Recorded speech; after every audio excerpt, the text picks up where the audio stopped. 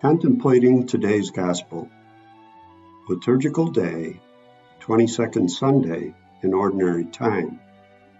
The Gospel according to Luke. On a Sabbath, Jesus went to dine at the home of one of the leading Pharisees, and the people there were observing him carefully. He told a parable to those who had been invited, noticing how they were choosing the places of honor at the table. When you are invited by someone to a wedding banquet, do not recline at table in the place of honor.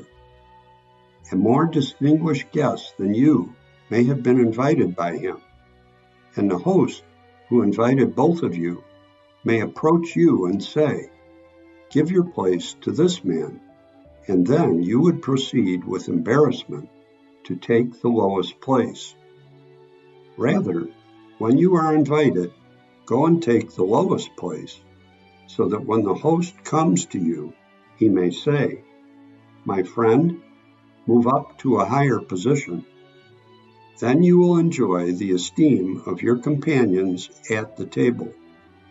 For everyone who exalts himself will be humbled, but the one who humbles himself will be exalted.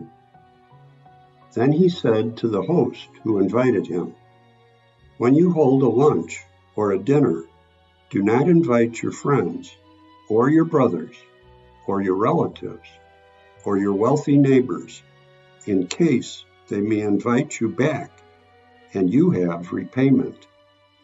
Rather, when you hold a banquet, invite the poor, the crippled, the lame, the blind. Blessed indeed will you be because of their inability to repay you, for you will be repaid at the resurrection of the righteous." Commentary by Father Enric PRAT from Sort, Spain.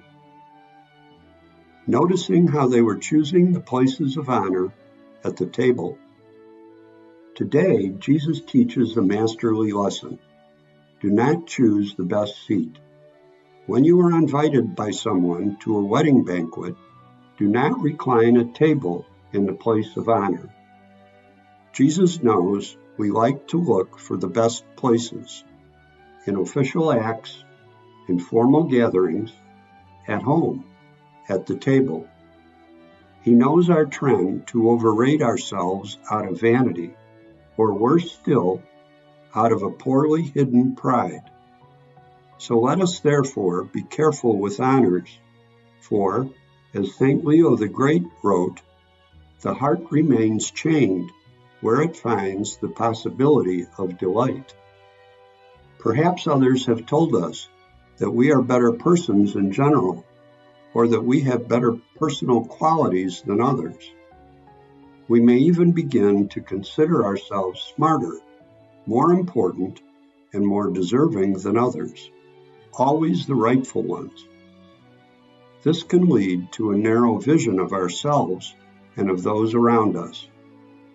Against this, Jesus invites us to practice perfect humility, consisting in not judging ourselves or others, but being conscious of our individual insignificance from a global perspective. Thus, Jesus proposes us, by precaution, to always choose the lowest seat, because, while we may not know the intimate reality of the others, we are fully aware that in the great show of the universe, we are totally irrelevant. Therefore, to place us in the last position is to be on the safe side, lest the Lord, who knows us intimately, have to tell us, "Give your place to this man," and then you would proceed with embarrassment to take the lowest place.